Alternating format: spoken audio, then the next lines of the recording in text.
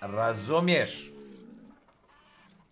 Da možeš da stavljaš custom tekst. Ne mlati. Realno, prodao bi 100 komada.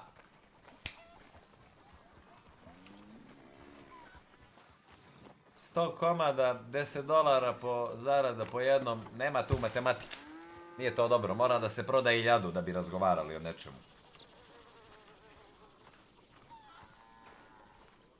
Upri T crni. Sluša me vlasniče, budem li umro?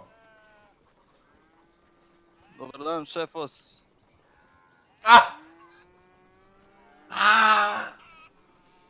Poštovanje, amigo.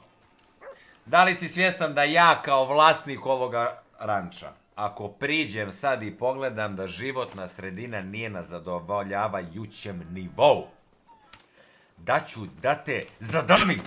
Da ću da te zadavim na tu glavu da te skinem. Razumiješ?